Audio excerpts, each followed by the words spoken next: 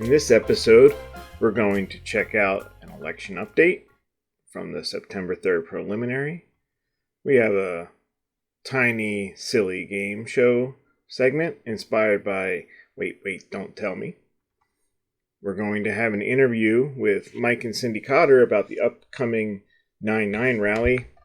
And then we'll finish with a video of our Who's Who infographic set to a classic rock track, just to make it as fun as possible. Hi everyone, thanks for joining us today on the second edition of the AJQ Videocast. We're going to start off with an election recap. The other day was September 3rd, which is the preliminary election day, and Quincy had two of its city councilors involved. Noel DeBona, who was running against the longtime Register of Deeds, Bill O'Donnell, and Ian Kane was looking to become the Republican candidate for Senate to face Elizabeth Warren. Just to cut to the chase, both were unsuccessful. Ian Kane didn't quite reach 10% of the vote. This Mr. Deaton is going to represent the Republicans. Now, in Quincy, Ian did get the most votes, barely. He got about 41% of Quincy's votes, and I would have expected him to do a little bit better amongst the Quincy Republicans because of it, just being a known entity, and the other two being fairly unknown. But he didn't get a plurality of the votes, but he did get the most of the three candidates in Quincy. Noel DeBona didn't fare well outside of Quincy either. His name recognition definitely fell off as you got further away from Quincy.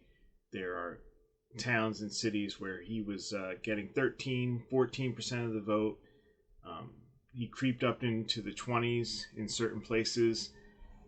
In Quincy, he did win the most votes. He got 55% of the votes in Quincy, which I didn't find very impressive for Noel. I expected him to do better.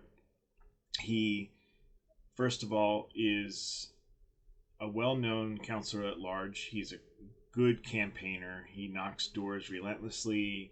His crew gets signs up fast. He's really good about visibility, standouts, that kind of thing. So I expected him to do better than 55%. That being said, he ran 4 years ago for Register of Probate and got the similar percentage. But in that case, he was running against four other opponents, including one well-known school committee member, Quincy School Committee. So I thought one-on-one against, a relatively unknown politician, in a relatively unexciting position, I expected him to do better. And I think this is relevant to AJQ because I believe both counselors would have done better if they would acquit themselves in their city council business better as far as the people of Quincy go. I think if they did more for the people of Quincy, I think if they represented us in votes rather than stamping, approvals, I think people would probably support them in their other endeavors. I don't know how much of an effect voting for Salarygate with very little, pushback, if any. I don't know how much that would have cost them in this election. Maybe a few points, maybe 20 points. I really don't know. I think they would have done better in Quincy with some leadership there. None of that was going to make a difference. Noel ended up getting 25% of the overall vote, and as I said, Ian Kane only got 10%. They weren't going to win these elections, but I think it is, a reminder that what you do in that council chambers is going to affect how people perceive you in your other endeavors.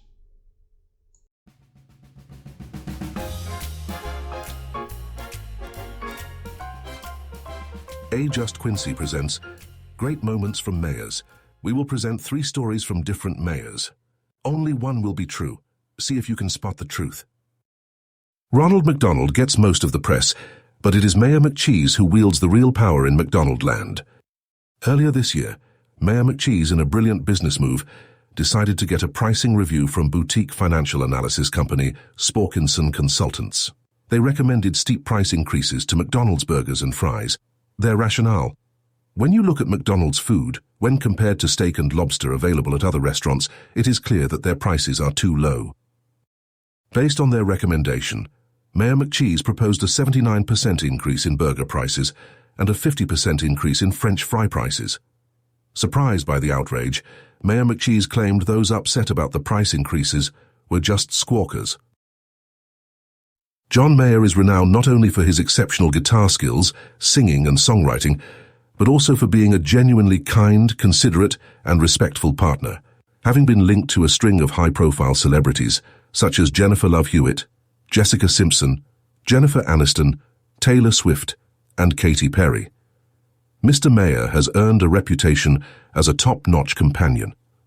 Obviously, any parent would be delighted to welcome him to dinner as their daughter's guest. Last spring, Mayor Thomas Koch, Quincy's longest-serving mayor, proposed a 79% raise for himself and a 58% raise for the city council, whose approval was necessary.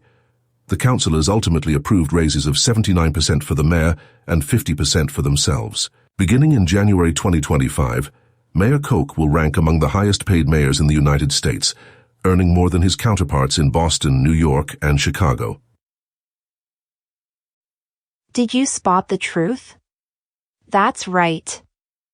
The story about Mayor Koch is the real one.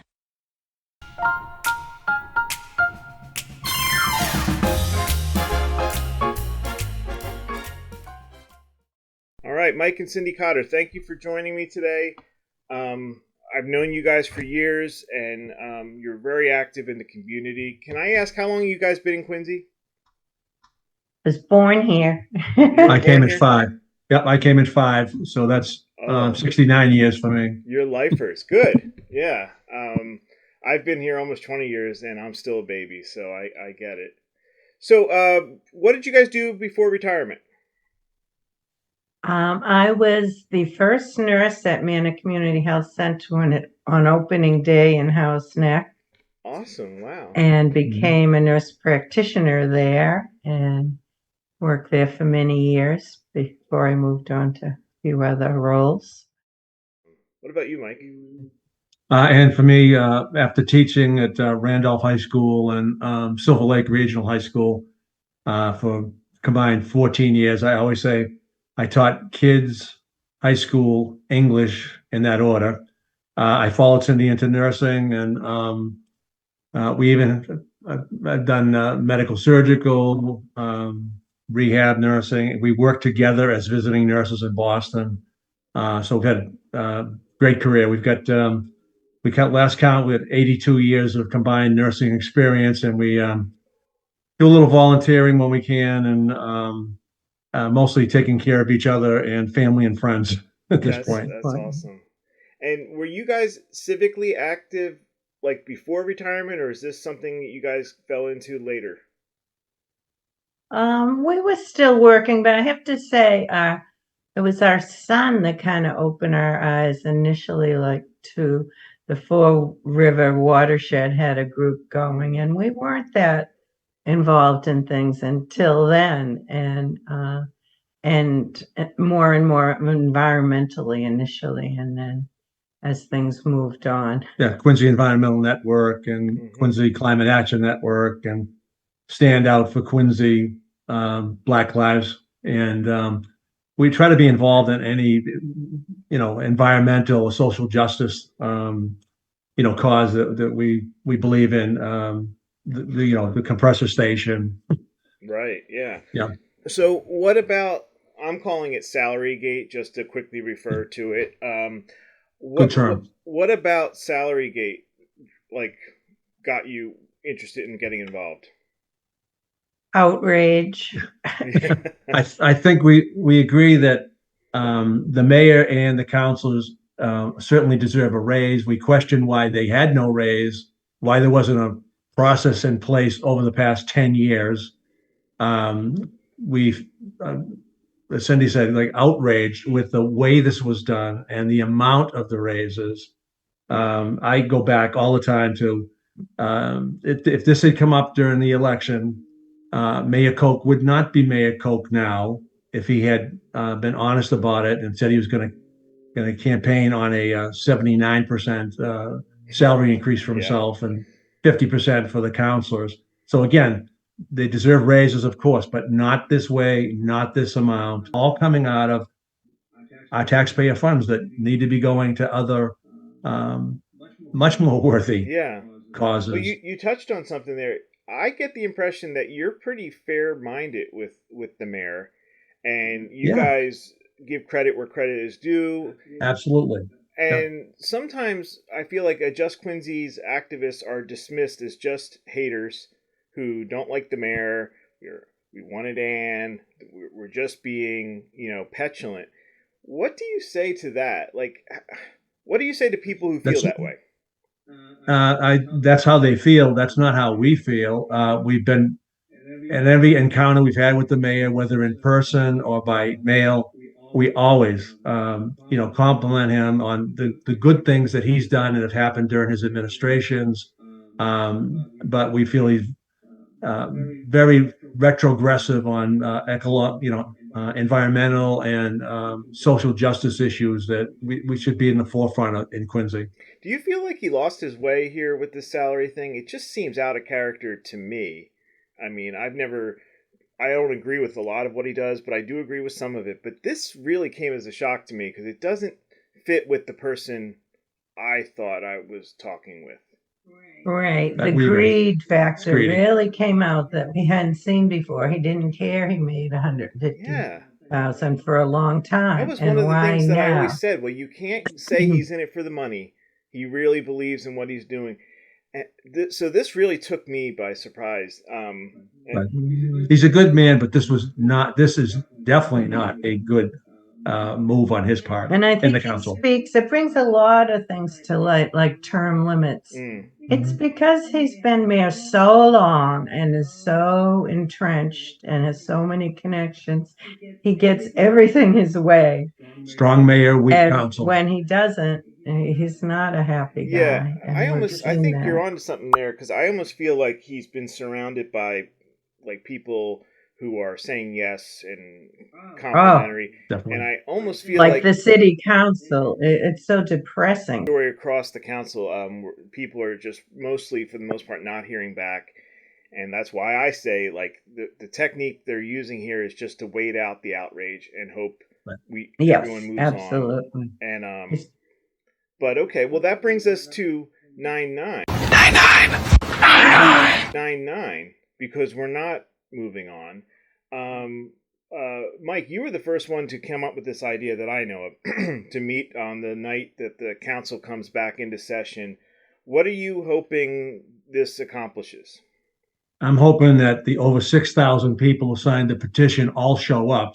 I know that's not going to happen, but that there'll be a sizable demonstration of how disrespected the voters feel and the residents feel. The lack of response back from the mayor and the council, and that we'll have a huge presence. That it'll get really good media coverage, and that when we go into City Hall, it will be packed, and we'll see if the councils have some kind of response to this kind of outpouring, by the voters. Yeah. One of the last times we did this, I think it was the first time we did this on this subject, Councilor McCarthy, who ran the Finance Committee, scolded people in the audience for murmuring a little too loud for his taste. 11,000 people. So we keep going. Whoever keeps talking, please stop with the comments and let me finish. And we're not going to have any talking out of the audience. I asked right at the beginning for respect and to keep the issues between us here, so I don't want to hear any more comments. For anyone who's not participated in a standout before, and I'm hoping we get some first-timers out there, they might be a little nervous not knowing what to expect. It's actually a pretty, easygoing experience. It's not usually anything to worry about.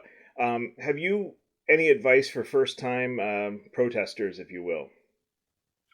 I'll go with a friend, and you'll meet up with countless other friends, and it's a warm feeling to see so-and-so's concerned as well, and it's a sense of camaraderie, and maybe we can get together and have a voice as the citizens of Quincy, even though the mayor, in a recent interview, I believe, referred to us as squawkers, anyone who had a concern, and I couldn't believe a mayor could refer to his citizenry as squawkers. Yeah. There were many that were very vocal about their concerns and opposition, and so there were several meetings, as I stated earlier, Mark. The park department listened. They made some adjustments, made some changes, but there was still some squawking. But we're moving forward, and when people just have legitimate constructive criticisms and input, we have a representative form of government. He doesn't. That's the biggest problem I have. He doesn't want to hear anything from anybody, any committee, or it's his way or the highway. Thank you for joining me here tonight, or today rather. I look forward to seeing you. Anyone who watches this, if you see Mike or Cyndy and you have questions about where to stand or what to do, these guys are pros, and they're going to be helping wrangle people and make the most out of whatever crowd we get. We've gotten a pretty good response on the Facebook invite relative to other Facebook invites, so I think we'll have some people out there, and I hope some of the people watching this come as well. So. Great. Anyway, okay, thank you so much. See you on the 9th. See you then, 9/9. 9/9!